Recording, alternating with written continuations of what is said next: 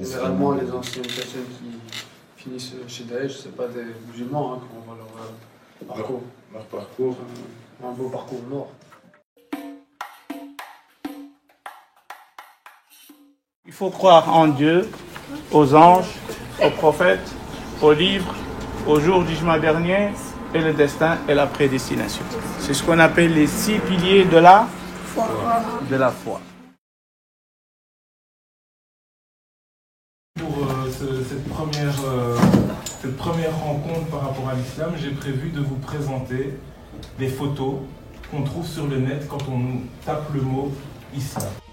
Qu'est-ce que ça vous évoque? Ouais, la première question qu'on se pose, c'est qui? Stéréotype. C'est On qui? parle d'islam, on voit un barbu avec je ne sais quoi sur la tête, regard un peu méchant. C'est le livre, Le Coran. Ça représente tout. C'est grâce à ça qu'on est informé. C'est l'histoire, c'est tout. C'est comme chez nous la Bible, c'est quelque chose de sacré. Donc l'islam est une religion en expansion, il y a beaucoup de gens qui justement se convertissent pour devenir musulmans. On aurait bien voulu discuter avec eux pour savoir c'est quoi leur conviction. Il est écrit qu'il faut faire le djihad, mais c'est un djihad spirituel qu'il faut faire justement. Rien à dire sur cette photo, rien de spécial. On part du principe qu'une religion se pratique pour soi-même. Pour ça. Le problème, c'est que les personnes qui ont été enfermées, les musulmans, je ne sais pas dans quelle situation, dans quel contexte ils ont été arrêtés. Vous voyez, donc, je sais pas, je pourrais pas dire oui, il faut les relâcher s'ils ont fait quand même des faits, des actes terroristes, donc je sais pas. On ne parle pas de les relaxer, mais on parle tout simplement de les déférer vers un autre centre de détention, mais les laisser à Guantanamo, qui n'est même pas une prison en soi, c'est une certaine sorte de centre de concentration. Hein, C'est de la provocation gratuite en fait, parce qu'on ne peut pas comparer l'islam qui est une religion à Hitler. La recherche perpétuelle de la connaissance, tout ça. Il n'y a rien de spécial, c'est une prof qui donne cours. Que même une femme voilée peut exercer n'importe quel métier, c'est pas son droit qui doit la freiner. De partager son savoir. Faire qu'elle ne peut pas exercer ce qu'elle aime faire. Un peuple opprimé. Un peuple opprimé. Beaucoup diront théorie du complot. Théorie du complot. Il y a deux parties, il y a une partie à la droite, il y a une personne avec une arme. Et à gauche, nous avons des musulmans qui excluent, on va dire, la personne qui est avec une arme, le terroriste. Certains jeunes, peut-être un peu perdus ou délaissés, ou regardent des vidéos de propagande. Un réseau les recrute en leur promettant la meilleure vie. Est-ce que vous pouvez me dire, vous, quels sont les prêcheurs que vous préférez? Est-ce que vous en écoutez de temps en temps sur YouTube, Facebook et tout ça? Moi, je regarde un qui s'appelle Hassan El-Khiyoussen. Ça dépend de la fréquence. Il y a des jours où j'en regarde plusieurs par jour. Je ressens le besoin d'aller voir, je sais pas. Rachid, Abou, Al-Daïfa. Je me renseigne sur des sujets, des fois, on hésite, par exemple la musique qui est ici. Là, bientôt, il y aura Ramadan, donc on peut écouter sur le Ramadan. Ils expliquent un peu l'histoire d'avant, qu'est-ce qu'il faut faire. À chaque fois que je sors de là, je sens en fait, on va dire, une évolution. En fait, je ne ressors pas comme quand je suis rentré. J'en ai appris des choses qui m'ont fait prendre conscience. Bah, si c'est pour écouter, autant aller à la mosquée directement.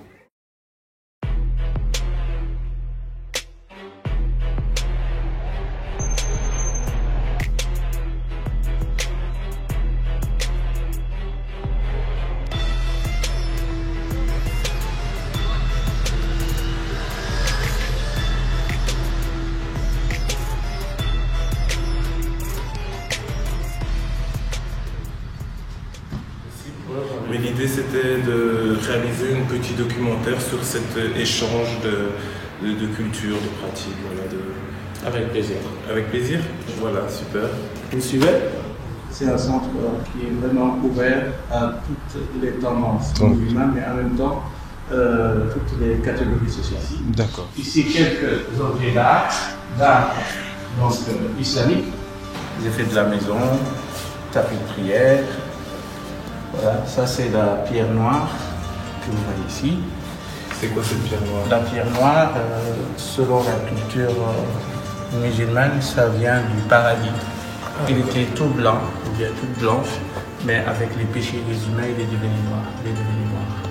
Donc c'est juste là, quand vous arrivez à la Mecque, Voilà, c'est là. Vous voyez ça juste là, dans le coin ici.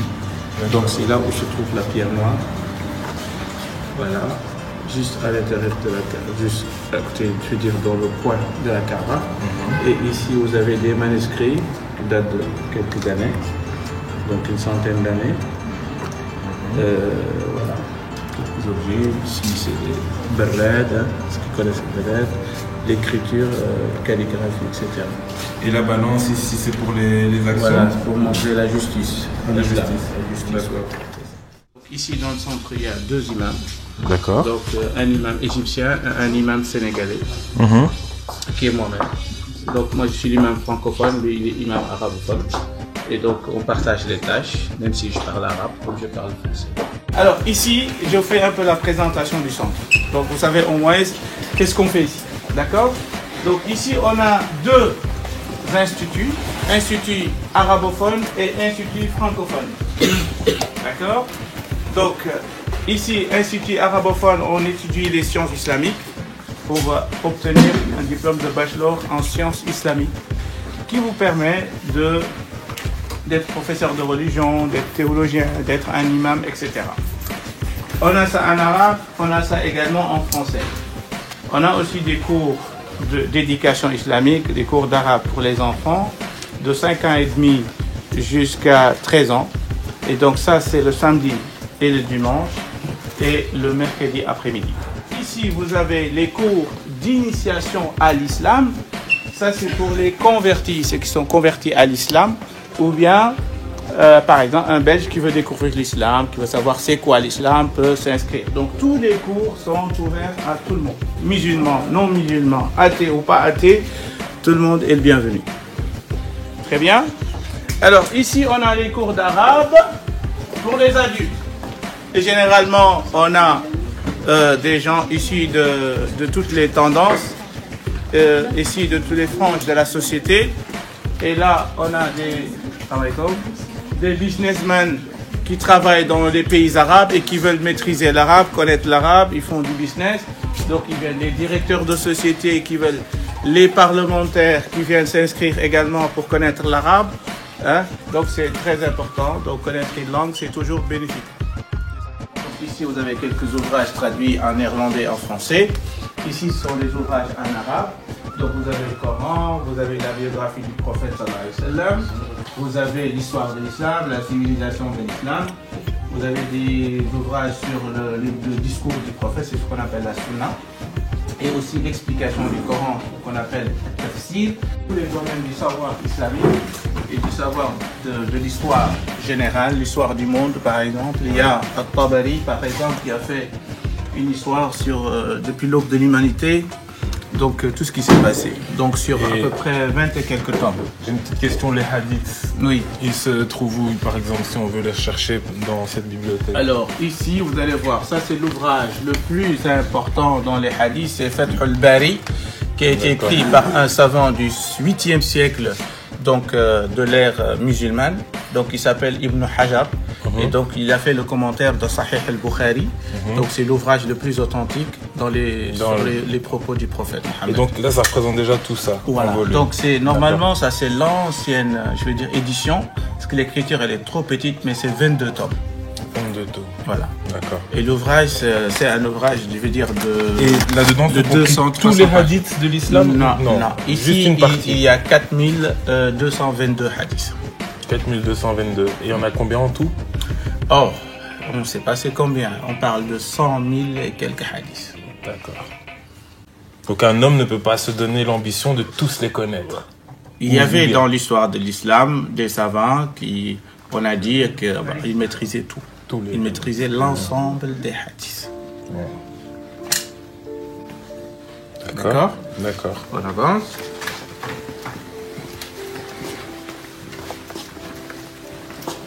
Voilà. Ça c'est le Bidaya wa Nihaya, ça c'est l'histoire de l'islam, écrit par Ibn Kathir, un savant du 7e siècle. D'accord. Ici vous avez Al-Tabaqat al-Kubra Ibn Sa'd, ça parle de la biographie du prophète. Ça c'est la biographie aussi, Sirah Nabawi Ibn Hisham, c'est un savant qui est mort en 218 de l'Égypte. donc qui a écrit la plus authentique biographie du prophète. Et la plus ancienne, mais je veux dire ancienne dans le sens où la plus authentique. Parce qu'avant cet ouvrage, il y avait d'autres. Il y en avait déjà d'autres. Il y avait déjà d'autres, voilà. Et est-ce qu'aujourd'hui encore des chercheurs analysent l'histoire, ou est-ce qu'on, quand on veut penser au passé de l'islam, on se réfère uniquement à ces livres? Non. Est-ce qu'il y a encore des fouilles? Oui, il y a aussi toujours dans les grandes bibliothèques, surtout à Londres, et dans les grandes universités, il y a encore des recherches qui continuent toujours.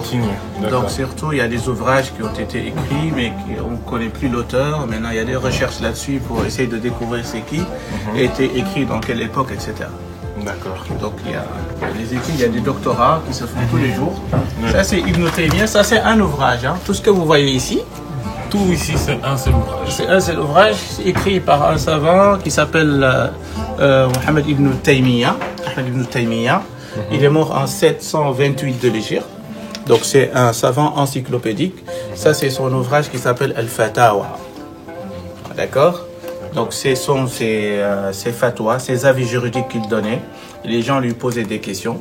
Et donc, durant toute sa vie, il a tout réuni. Et puis ils ont édité ça.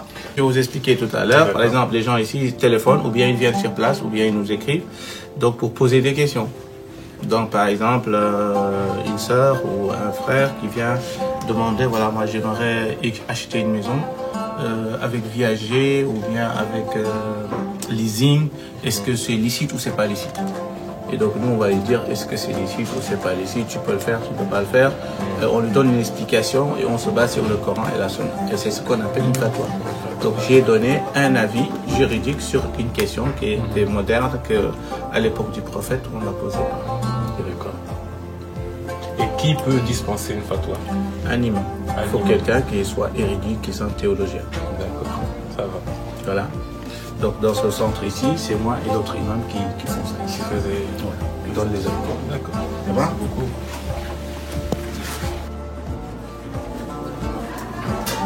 Oui. On enlève les chaussures.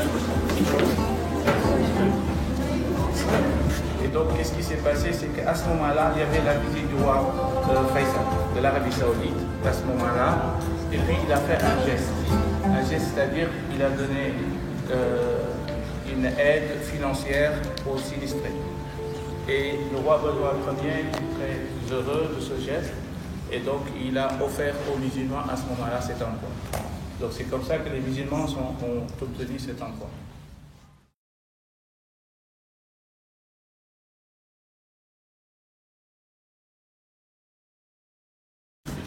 Parce que vous savez que vous pouvez entrer avec vos chaussures dans la mosquée, c'est pas interdit. Parce qu'à l'époque du prophète, on priait même avec les chaussures. À l'époque, il n'y avait pas des tapis comme ça. Donc la mosquée, c'était du sable. Tu entrais et tu priais avec les chaussures. Jusqu'à maintenant, on peut prier avec les chaussures si elles sont propres. On peut prier avec les chaussures. D'ailleurs, dans le droit musulman, il y a ce qu'on appelle al-khouf. C'est une botte de cuir que tu peux porter pendant 3 jours sans les enlever et prier. D'accord? C'est ce qu'on appelle al-khouf. Et donc, ce qui est interdit, c'est que, voilà, comme on est dans une mosquée, il y a des tapis, maintenant on préfère que les gens enlèvent leurs chaussures, comme ça, pour ne pas salir. Pourquoi il y a une étoile là? Une étoile, il faut poser la question à l'architecte. Voilà, ça n'a rien à voir avec la mosquée. Tu peux entrer dans une autre mosquée, tu ne trouves pas ça. C'est seulement un décor. Oui. Mais alors, qu'est-ce qui est un décor vraiment qu'on trouve partout? Enfin, qu'est-ce qu'il y a dans cette salle qu'on trouve partout? Évidemment, il y a ça. Sanctuaire, mihrab, et minbar. C'est tout. D'accord, donc tout le reste peut changer. Ah oui. Ben oui. Le minaret, en fait, c'est le sommet de la mosquée, le point le plus haut de la mosquée. Et généralement, c'est là où ils font l'appel à la prière aussi. D'accord. Et c'est qui fait l'appel à la prière? Le muezzin. Mais je pense, je ne suis pas sûr, mais on peut le considérer comme le deuxième imam. Cet endroit-là, ça s'appelle comment? Mihrab. En français, c'est comment? C'est le sanctuaire. le sanctuaire en français. C'est là où l'imam se met pour diriger la prière. C'est ici. Le vendredi, après le discours, il descend ici. Et puis il dirige la prière. Ça va comme ça. Et les fidèles sont là. Et est-ce qu'un musulman peut entendre ça et dire j'ai pas le temps? Ça dépend des personnalités. Ça dépend des personnalités. Logiquement, il faut aller prier. Dans les pays du Maghreb, il y a beaucoup de personnes qui vont, quand ils ferment vite fait leur commerce, ils vont prier et après ils reviennent. Et ça, c'est dans les coutumes. Hein. Vous n'allez pas aller dans un magasin pendant une heure de prière. On sait que c'est fermé. Le vendredi, ça sert à rien d'aller. Fermé, tout le monde est en famille. Il y a même. En fait, là-bas, ils ne donnent pas des heures dans les pays. Donc, dans le cas du Maroc, ils ne disent pas viens après 16 heures. Ils viennent après de vous. Après la prière. Telle ou telle prière. Comme ça, va. Alors, ça, vous n'avez pas trouvé ça dans n'importe quelle mosquée, mais ici, voilà. Ça, c'est quoi? Comment il s'appelle d'abord? Ça s'appelle sutra. S'il y a beaucoup de monde dans la mosquée qui font des va-et-vient, il ne veut pas être dérangé, il le met devant lui. Et il dit Allah. Ça veut dire quoi? Ça veut dire que ceux qui se promènent dans la mosquée, ils ne doivent pas passer par là. D'accord? Il ne faut pas te déranger, tu es concentré, tu es en train de prier, donc s'il doit passer par là. Donc là où tu mets ton front, juste là, donc il y a un écart, ça laisse une distance de concentration et de méditation. Une personne qui est prosternée, qui prie. Et sûrement des invocations. Quand vous voulez vous orienter vers la Mecque, pratiquement, comment vous faites? Une boussole. Avec Les une boussoles, ouais. Avec une boussole. Vous avez tous cette application sur votre téléphone? Une fois qu'on connaît sa maison, ça ne change pas, monsieur. Et en fait, quand on habite chez nous, on connaît le sens. Après, quand on est en voyage, voilà, on a l'application sur le téléphone. Il y a même des applis de prière où il y a une boussole dessus.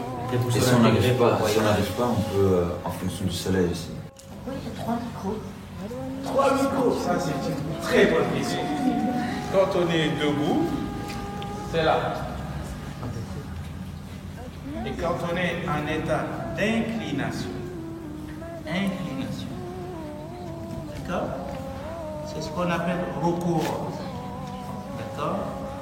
Et puis, on est en prosternation, c'est ce qu'on appelle sujoud. Et c'est comme ça. Vous voyez? Et donc, continue en état de prosternation, il doit dire Allahu Akbar. Hein? C'est pas un attentat, d'accord? Hein?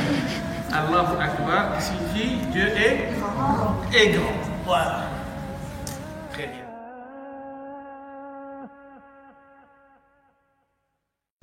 Alors ça c'est un tissu qui nous vient de la Mecque. Vous voyez la Kaaba, hein, la maison noire qui se trouve à la Mecque. Et là, ça c'est un morceau qui vient de là-bas. Pendant 1 an, ce morceau couvrait la Kaaba. Et les gens tournaient autour. Chaque année, on change. Donc chaque 6 mois, on change, je veux dire, le vêtement de la Kaaba. Et on découpe et on distribue. Partout, on donne au roi qui vient, au président qui vient, on donne comme cadeau. Et donc nous, on a eu la chance, on nous a donné un morceau et là, on l'a attaché ici. Vous savez ce qui est écrit là-dessus? Donc c'est un verset du Coran qui parle du pèlerinage. Hein?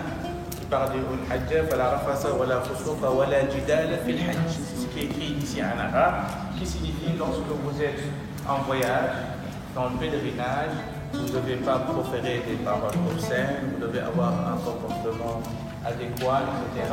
Donc c'est la déontologie, ou bien la préséance, donc le bon comportement pendant son voyage spirituel. Donc c'est ce que ce verset-là décrit. Mais c'est le retour du monde au moins d'aller une fois à la Mecque.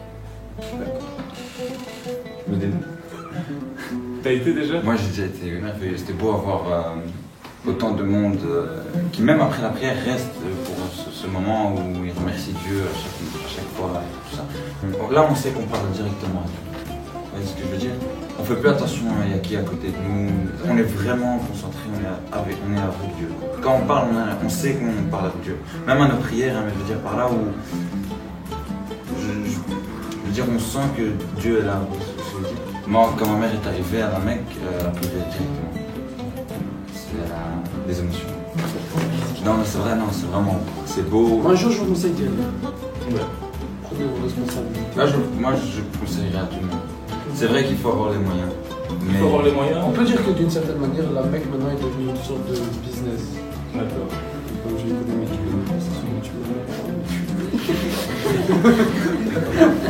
Pourquoi tu dis ça? D'accord, parce que c'est plus cher avec C'est plus cher d'aller là-bas. C'est sûr.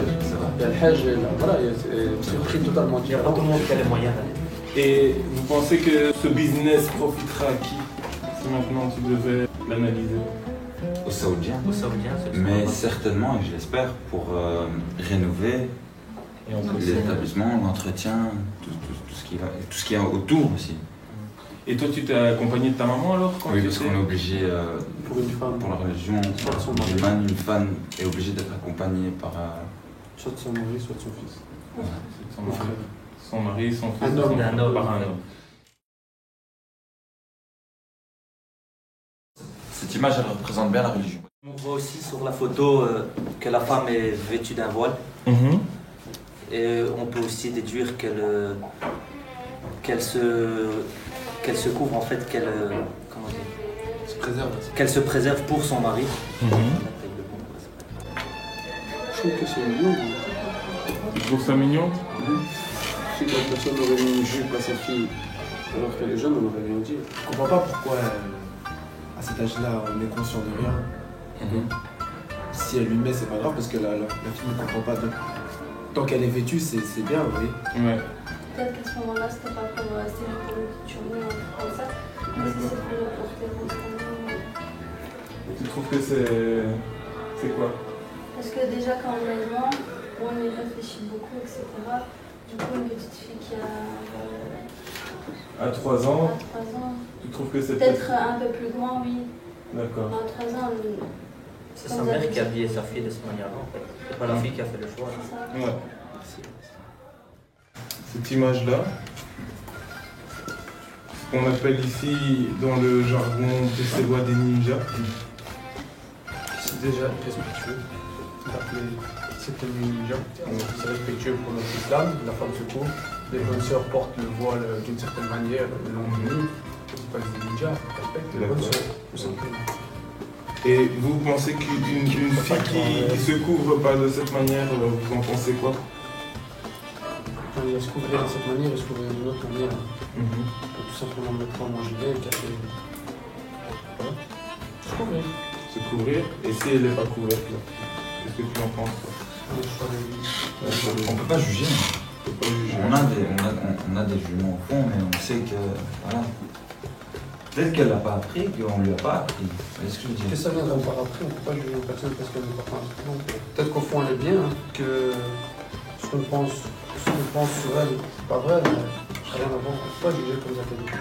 C'est une ombre, mais on voit ses cheveux dans la Oui, main. on voit ça un peu. On voit qu'il n'est pas mis intégralement. D'accord. Et donc, On peut dire que c'est plus une mode. c'est plus une mode ici. À ce moment-là, c'est plus vestimentaire et Voilà, non pour les élégant élégants. en fait. C'est ça.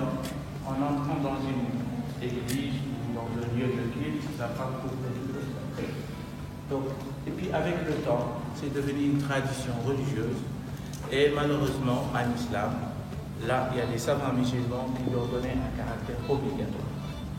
Mais à la base, c'était seulement signe de pudeur, de respect, de couvrir son corps quand on rentre dans un lieu de culte. Voilà. Vous avez compris? Il y a aujourd'hui des musulmans qui pensent que si vous ne mettez pas le voile, vous serez en enfer. Vous comprenez? Alors que il n'est ni dit dans le Coran, ni dans la Sunna du prophète. Dans le Coran, dans les textes de l'islam, il n'y a rien qui dit pourquoi on ne peut pas manger le porc. Ce qui est écrit, c'est qu'on ne peut pas le manger. Vous comprenez? Voilà, c'est ça. Le Coran nous dit, c'est interdit. Mais pourquoi? Il n'a pas donné d'explication. Les savants musulmans, c'est eux qui ont essayé de dire, voilà, parce qu'il y a ça, parce qu'il y a ça, parce que... C'est une viande sale en soi. Le cochon est Parce qu'il vit dans sa saleté, en fait, il mange sa remange propre, ses il mange sa excréments. voilà. Et il n'est pas propre en fait. Il n'est pas propre. Donc sa viande aussi. Et cette image-là, pour nous les musulmans, ça ne nous dérange pas parce que on nous a tellement dégoûté du porc. On ne nous a pas tué du. Si, Si, dégoûté tel quel, on nous a toujours dit, chaque pas fois, manger de c'est porc, c'est un animal, ça. Voilà, mais à Oui. force de dire c'est ça. C'est arabe, c'est ça, il faut pas manger ça. Alors voilà, dans notre tête, c'est normal. Ouais. Dans l'islam, il y a deux grandes tendances, deux grands courants. Alors, le courant le plus grand et large, c'est les sunnites. Chez les chiites, après la mort des prophètes, pour eux, c'est le sang du prophète qui doit être qualifié. C'est-à-dire, celui qui doit représenter le prophète, il doit faire partie de la famille du prophète. Et pour les sunnites, non. Celui qui est apte et capable de diriger les musulmans, on peut l'être. Ça, c'est la différence, je veux dire, fondamentale entre les deux. Qu'est-ce que vous pensez de ça? Il faut se préserver jusqu'au mariage. Se préserver jusqu'au mariage. Et toi, dans ta vie d'aujourd'hui, Moi, je me préserve jusqu'au mariage. Toi, tu te préserves jusqu'au mariage? Tu penses que c'est une... Enfin, raconte un peu, voilà, dans ta vie Simplement, j'essaie de côtoyer le mois de mai, essayer de... Et toi, tu te préserves? Bien sûr. Et toi? Moi, j'essaye. C'est dur au quotidien, c'est difficile. évidemment, comme on C'est dit. une autre époque. C'est une autre époque. Faut pas se mentir, c'est une autre époque. Alors, dans cet endroit que vous voyez, chaque vendredi, il y a 2000 personnes qui viennent prier ici. Que des hommes, 2000 ici. Ça prend 2000 personnes. Et les femmes prient là-bas juste au-dessus. Et ça prend 300 personnes. Très bien. Madame.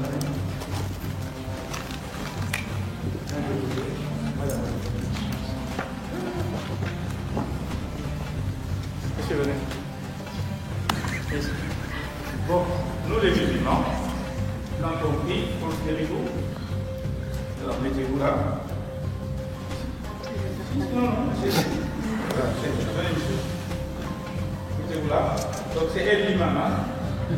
C'est elle qui dirige la prière. Alors quand on prie, on fait comme ça. Voilà. Vous allez vous concentrer comme ça. Vous êtes sûr?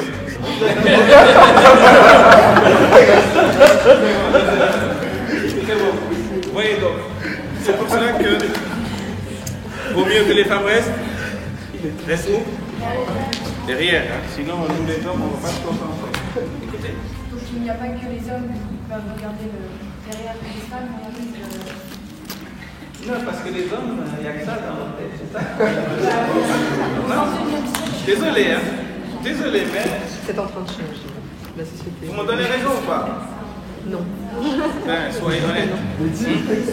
Soyez honnête. Une femme devant toi, tu te concentres, véritablement, disons la vérité.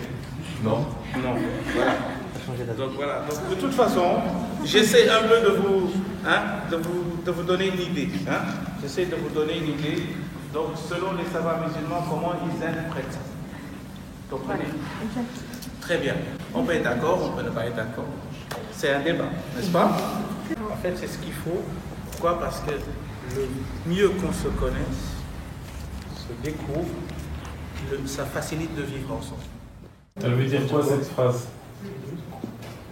Il n'y a qu'un seul. Il n'y a qu'un seul Dieu, qui est Allah. Qui est Allah. Et vous êtes d'accord avec cette phrase? Moi j'ai un problème avec le fait de dire il n'y a que Dieu, il n'y a que Allah.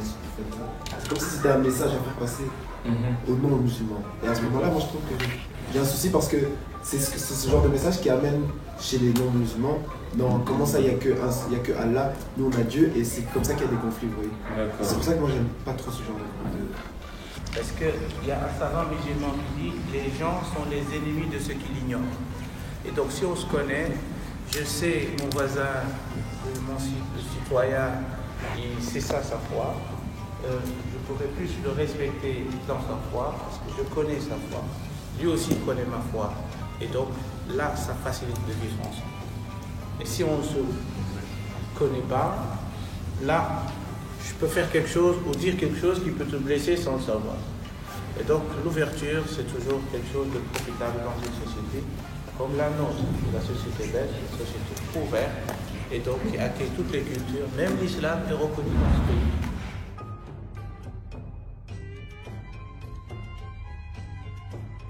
essayez quand même d'être curieux, d'aller chercher ailleurs. Gardez surtout votre foi, ça c'est fondamental, mais quand même, n'hésitez pas à être plus critique peut-être par rapport à certaines choses qu'on dit et qu'on raconte. Quand on lit le Coran, mais comment le lit-on? Il faut l'interpréter, il faut y aller à fond, quoi.